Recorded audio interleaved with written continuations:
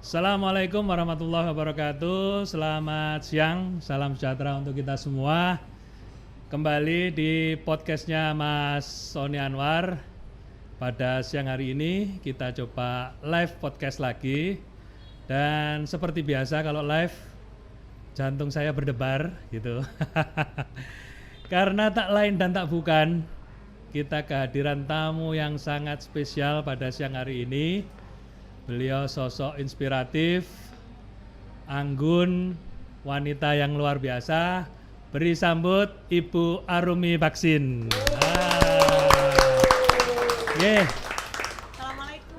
Waalaikumsalam warahmatullahi wabarakatuh. Sehat Bu Arumi? Insyaallah. Alhamdulillah.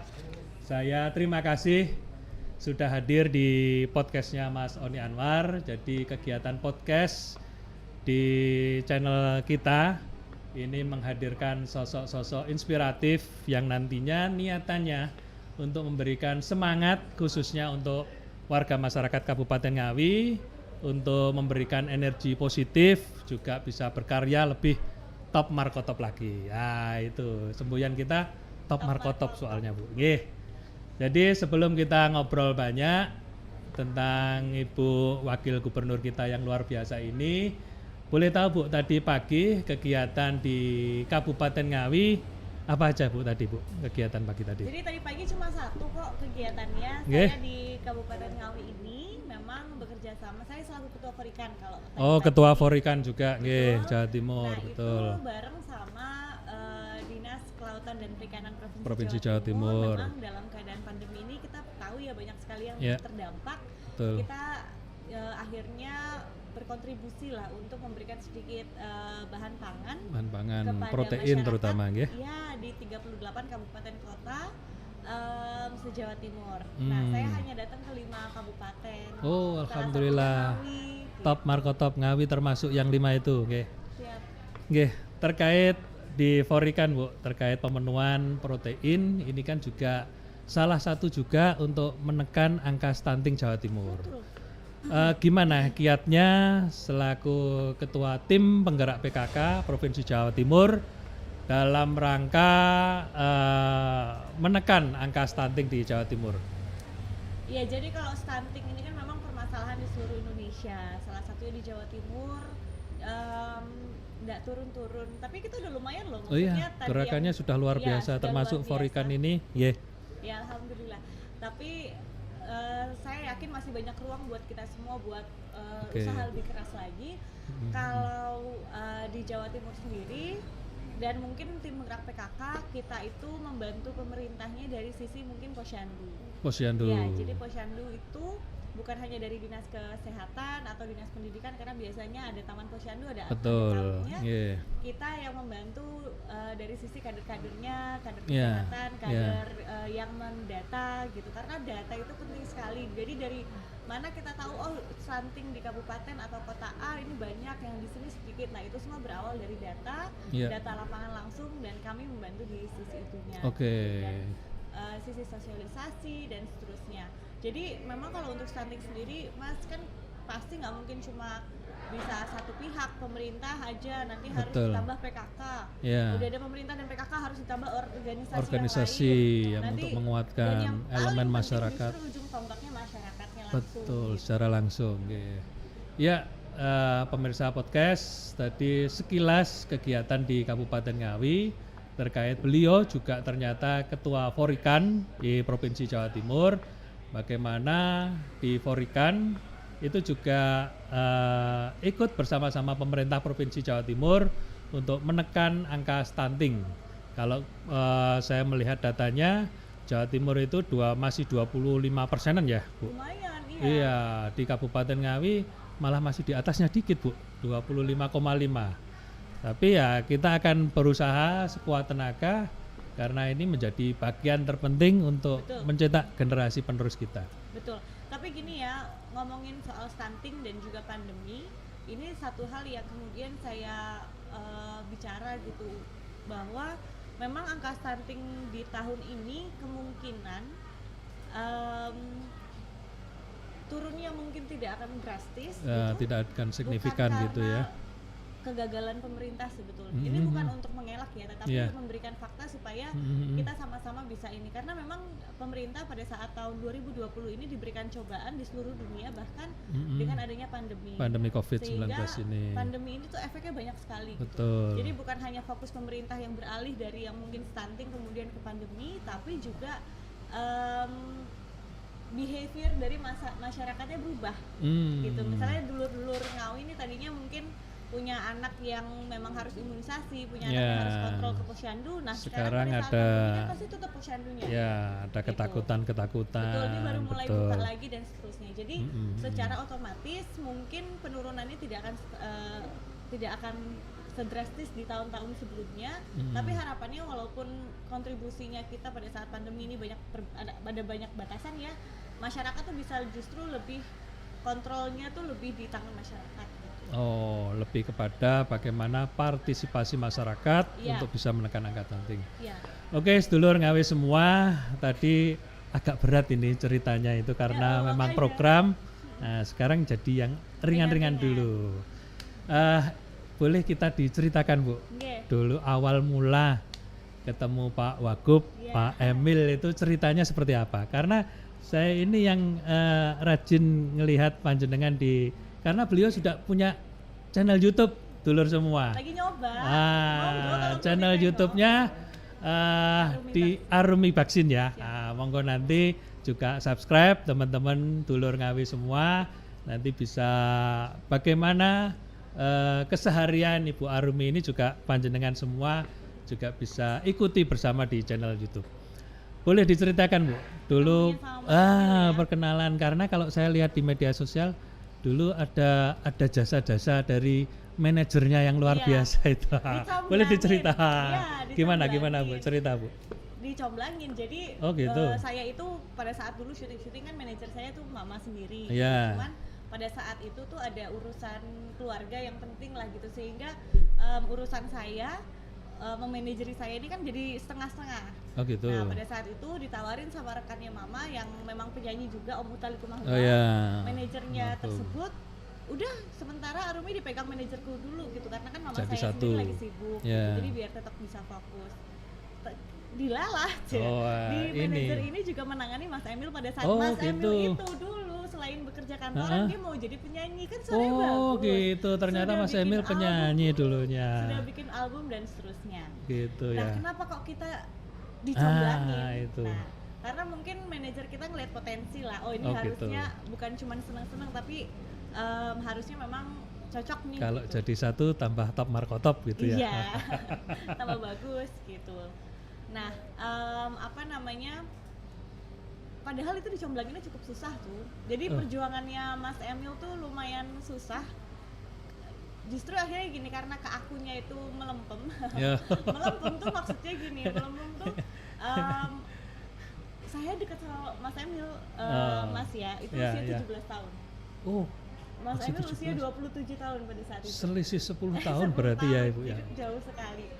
Nah, mirip-mirip dengan saya lah. Selisihnya 7 tahun juga, Bu. Jadi kemudian pada saat usia 17 tahun kan kacamata cowok ideal itu kan maunya nih, kalau ibarat bahasa karena anak masih gaul dulu anak muda gitu ya. Anak muda tuh pokoknya pengen yang dibawa ke kondangan tuh gitu. Dan pada saat itu Mas Emil tidak memenuhi kriteria itu, karena kriteria salah satu bukan kan vokalis. Loh, iya, tapi ada satu hal lagi yang tidak terpenuhi dari Mas Emil. Gitu. Harus eksis dari mulai sosial media dan juga gitu loh. Dulu Mas Emil enggak? Mas Emil orang yang cenderung serius gitu. Jadi akhirnya masa sih aku dicomblangin sama ini kok gini gitu. Tapi Mas Emil enggak menyerah. Akhirnya pendekatannya ke mama duluan. Di situ gitu yang saya kaget ketika mama saya itu, saya mau bawa laki-laki macam apapun nggak pernah digubris. Kalau Mas Emil langsung? Kalau Mas Emil sekali main, nanti lama nggak main gitu. Ditanyain malahan Ibu. Iya, nah di situ jadi malah saya penasaran. Ini gitu. Ada apa dengan dia nih sehingga mama saya udah ditaklukkan sama dia. Dari situ akhirnya membuka hati, kemudian kenal dan seterusnya. Nah sekarang lah baru bersyukur. Untung aja kriteria saya yang penting bisa tidak dibawa. meleset ya. Loh, buatan. Tidak. Untung saya tidak. Tidak terpaku kepada kriteria yang itu. tadi. Kalau misalnya saya kriterianya tadi nggak dapat Mas Emil malah. Iya, yang penting eksis, yang penting ini aja. Tapi dalamnya kosong kan nggak enak ya. Nah, sekarang malah bahagianya sekarang. Alhamdulillah. Dan ngomong-ngomong dulur semua, tanggal 30 Agustus kemarin ini wedding anniversary beliau. Tepuk tangan Ibu Arumi. Nah, jadi Pak Emil sama Bu Arumi ini wedding anniversary yang ke-7. Sejauh mana romantismenya Pak Emil kepada Bu Arumi itu? Mas Emil itu cenderung orang yang kaku kaku.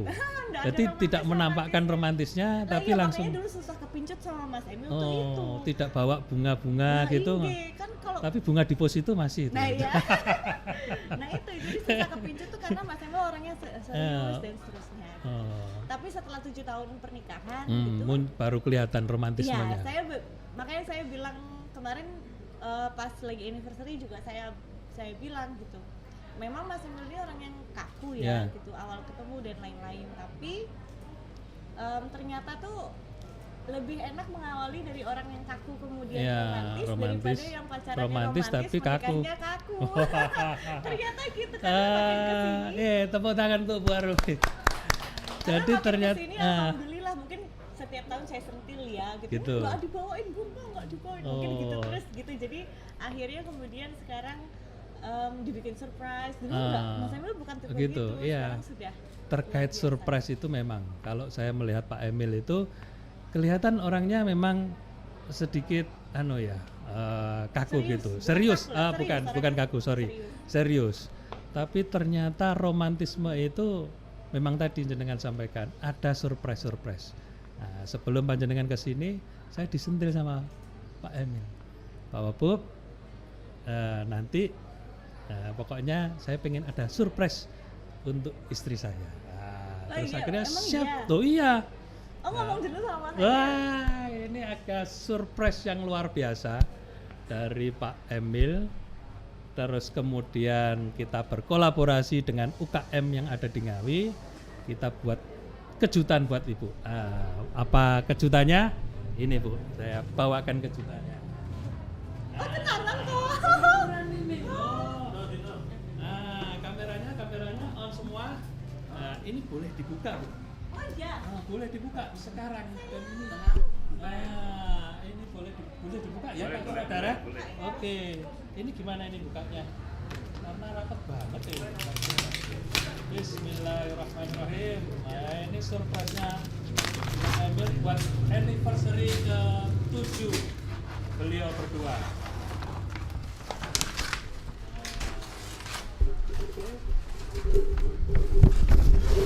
Wah. Beneran loh. Tepuk tangan. Keren. Ini dari UKM Ngawi dari Ngerambe, Bu. Banyu biru, sorry, dari Widodaren. Ini ZR Art itu loh, Bu. ZR Art. Ini dari pelepah pisang terus dibikin lukisan. Wow. Ini kalau dari jalur tambah Cantik kan lukisannya dari saya. Ini sisi romantisnya Pak Emil itu ketika sembunyi-sembunyi sudah dibikinkan, Bu. Keren toh? Keren. Sip. Nanti dibawa pulang. Oke.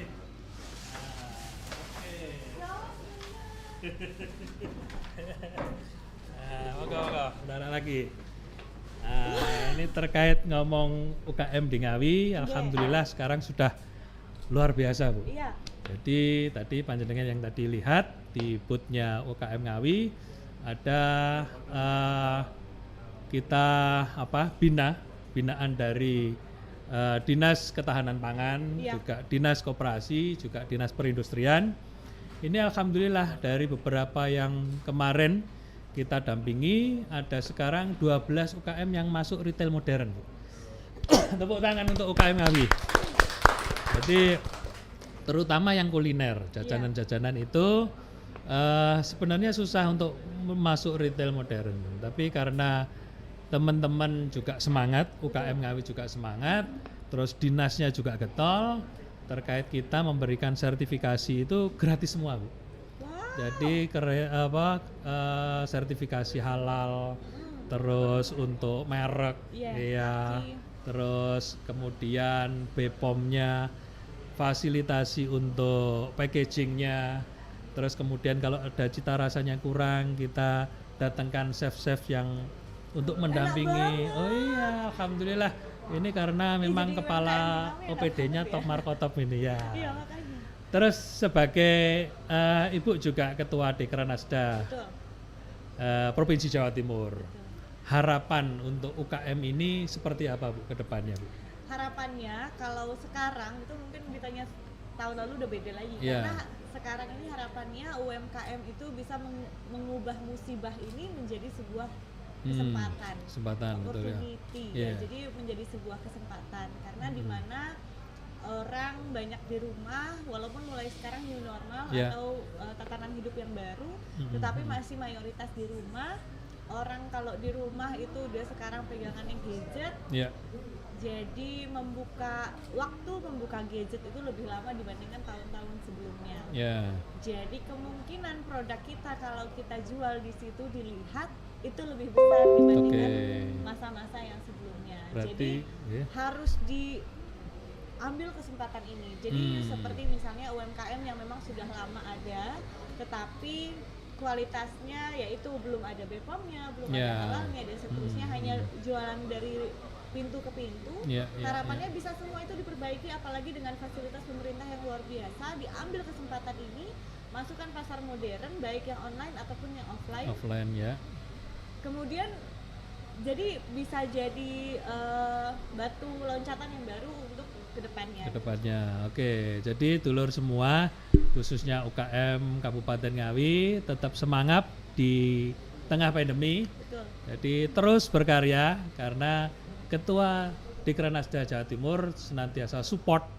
Jadi tadi yang disampaikan Bu Arumi, kita kalau di UKM ini justru kesempatan ya, Bu. Ya, betul. Di tengah pandemi semua terdampak. Ketika UKM itu bisa survive, ini justru menjadi potensi untuk bisa maju bersama. Betul. Karena semuanya memang akhirnya dari nol semua akhirnya ya. Semua. Kalau kemarin kan bisa salip-salipan. Benar. Sekarang di riset semua. Tidak hanya UMKM, kita kalau besar pun teriset. Kalau balap mobil ini masuk pit stop semua ini. Keluarnya bareng-bareng. Maka dari itu dulur semua, ini di tengah pandemi justru menjadi kesempatan panjenengan. Gunakan teknologi informasi, terus berkolaborasi dengan terutama yang muda-muda yang sudah ini, Bu, e-commerce itu. Nah, e-commerce dilibatkan semua karena zaman sekarang ini nyun pangapunten, zaman rebahan ini, Bu. Soalnya semuanya bisa dari dari semua bisa diakses melalui HP. Terus kiat untuk di UKM Jawa Timur tentu saja banyak ini, Bu. Program prioritas yang mungkin kita bisa akses di teman-teman UKM Ngawi, mungkin dari tim penggerak PKK ada program apa, dari Ketua Dekranasda ada program apa Bu kira-kira yang bisa diakses untuk teman-teman UKM ini bisa ya lebih cepat lagi lah. Baik, kami sebetulnya Pak, kami juga di Dekranasda Provinsi Jawa Timur, kami membuka kelas-kelas seperti itu. Karena gini, sekarang itu ada dua kategori UMKM. Jadi ada kategori UMKM petahana dan UMKM yang baru. UMKM pandemi. Jadi kalau UMKM petahana adalah mereka-mereka yang sudah berusaha, sudah menjadi pengusaha, tetapi survival. Mereka beradaptasi sehingga bisa di pandemi ini mereka tetap bertahan.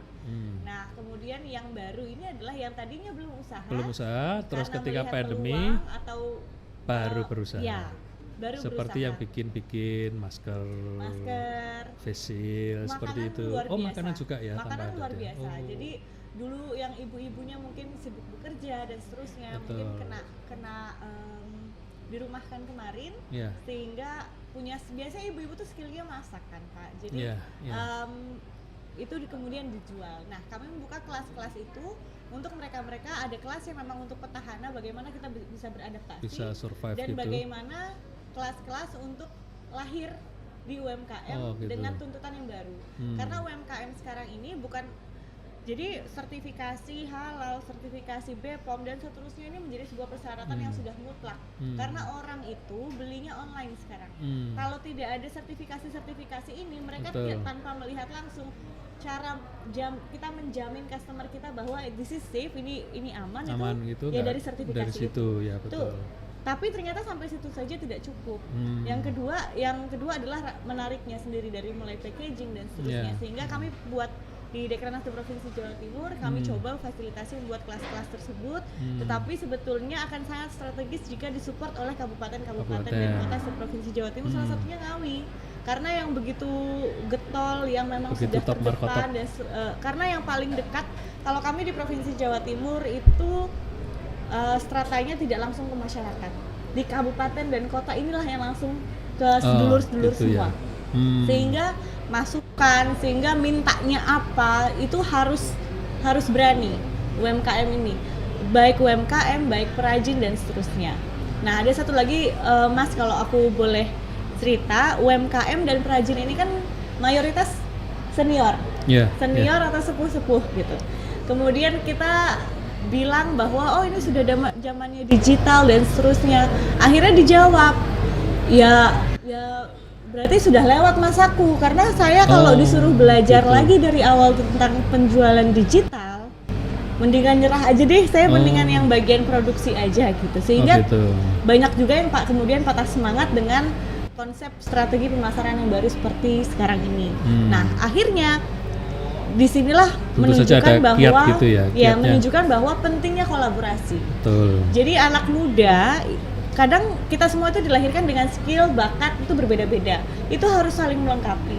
Ada juga anak muda yang memang skillnya itu ya diproduksi, jadi membuat produknya bagus, membuat packagingnya bagus, tapi dia tidak punya skill di pemasaran. Minta dengan anak muda lainnya untuk berkolaborasi. Begitu juga dengan sepuh-sepuh ini, sudah ada batik yang bagus dan lain-lain. Bagian pemasaran di online dan seterusnya, minta anaknya, teman anaknya atau semuanya. Ada, kita punya, kalau di Provinsi Jawa Timur, Pak Wagub juga punya MJC, kita sebut Millennial Job Center.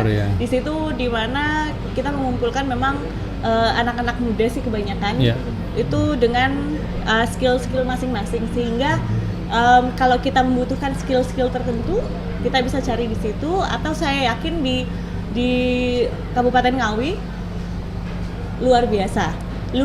Saya melihat packagingnya aja, melihat konsep ini aja, berarti potensi dari terutama anak muda di sini tuh luar biasa. Nah, ini jangan cuma untuk diri sendiri.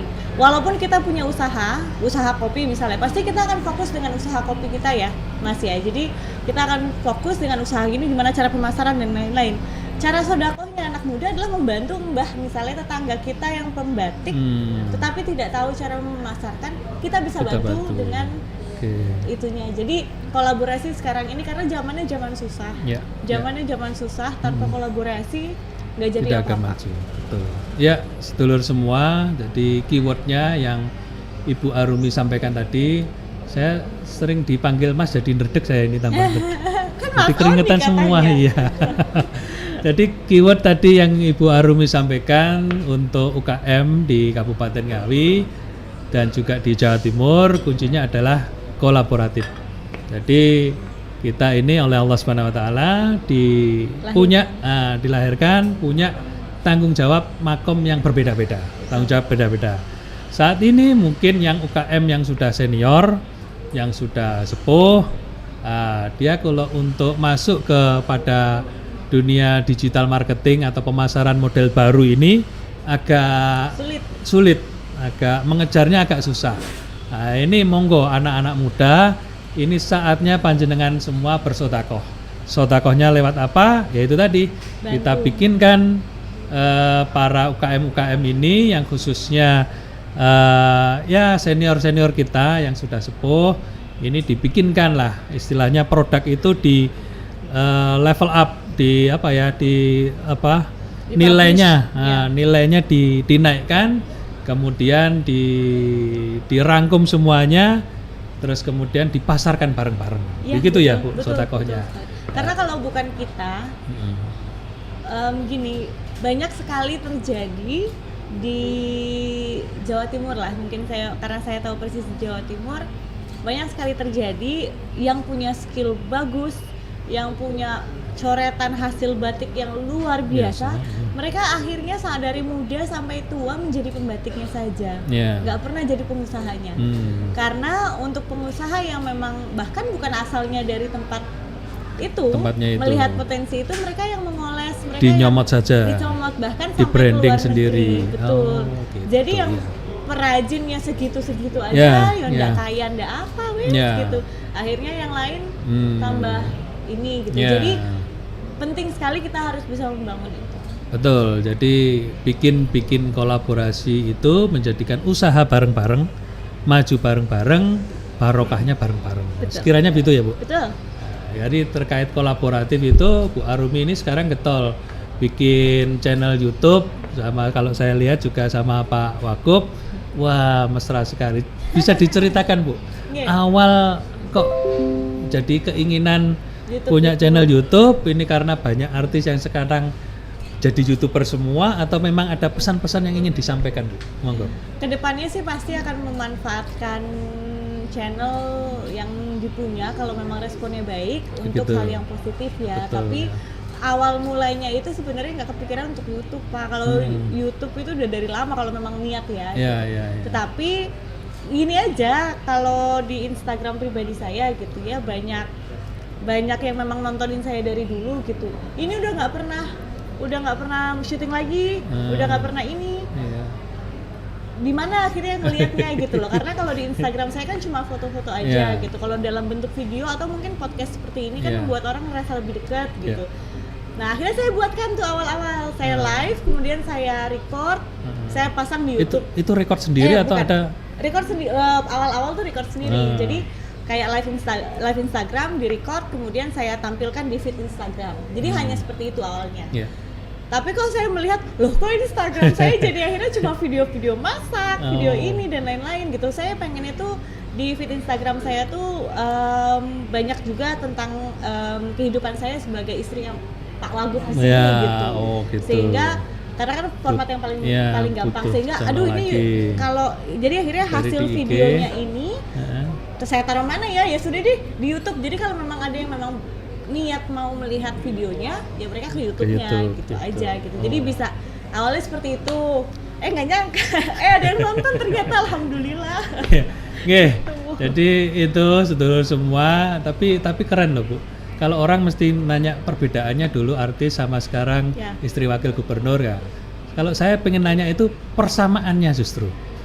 Persamaannya dulu artis sama sekarang istri wakil gubernur, persamaannya di mana? Persamaannya sama-sama bertemu dengan masyarakat.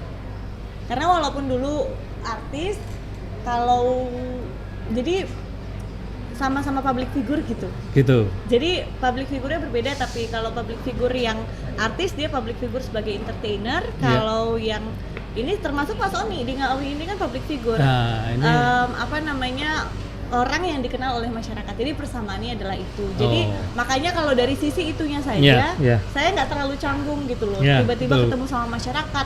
Saya karena memang dari dulunya seperti itu dan senang gitu. Soalnya saya diceritain banyak sama ibu saya yang juga termasuk tim penggerak PKK Jawa Timur. Kalau Bu Arumi itu biasa kalau pidato nggak pakai tag ini. Karena seringnya kalau di dunia keartisan itu kan skripnya itu kan tebel-tebel dan itu harus hafal. Tapi beliau karena dulunya sudah sering skrip aja tebel aja hafal, apalagi cuman pidato kan gitu. Nah, ini luar biasanya Bu Arumi. Tepuk tangan untuk Ibu Arumi. Luar biasa. Jadi alhamdulillah saya terima kasih sekali lagi Bu Arumi sudah mampir di podcast kita. Jadi ini ya bagian dari kecelakaan lah Bu intinya. Iya kan? Kebanyakan gitu loh. Iya, karena ya, alhamdulillah insya Allah nanti saya mau mencalonkan untuk Bupati Ngawi. Amin, karena sukses. aturan di PKPU ini melarang untuk pertemuan dengan Masyarakat dengan jumlah yang yang banyak. Maka dari itu kita terus bersilaturahim lewat kayak seperti ini Bu, podcast. Dan saya pikir ini mencerdaskan masyarakat juga loh buat sedulur Ya, nih. amin, mau amin, yang amin. melihat ini secara live atau mungkin nanti pada saat rerun, sedulur nih bisa kemudian menilai sosok yang mau dipilih ini secara komplit gitu. Karena kalau misalnya kita melihat yang pas tatap muka hanya 1 jam, nggak nyampe 1 jam biasanya Pak ya, kalau pas kampanye itu biasanya hanya oh ya gini-gini, cuman oh suka gini ya. Nah kalau podcast gini nggak bisa cuman sukanya aja, biasanya tahu cara pikirnya, tahu itu. Nah ini harapannya bisa kemudian membuat sedulur tuh tambah pinter. Oh saya kalau mau milih si A, mau milih si B tuh karena memang saya seperti udah kenal. Podcast ini tuh ngerasa orang tuh kayak udah kenal loh Pak. Oh gitu ya? Iya. Saya malah sudah sampai kepikiran ke situ Ibu. pasti akan gitu kepikiran ya? seperti itu. Yeah. Jadi mudah-mudahan sukses. Amin, terima Sehat kasih. selalu. Saya juga mengucapkan terima kasih Bu Sami-sami. Arumi. Selamat untuk wedding anniversary yang ke-7. Semoga tambah langgeng, Amin. tambah guyup, tambah rukun, Amin. sakinah, mawaddah, warohmah. Amin. Ada kepinginan tambah momongan lagi? Doanya aja. Oh gitu, tepuk tangan untuk Bu Arumi. Oke.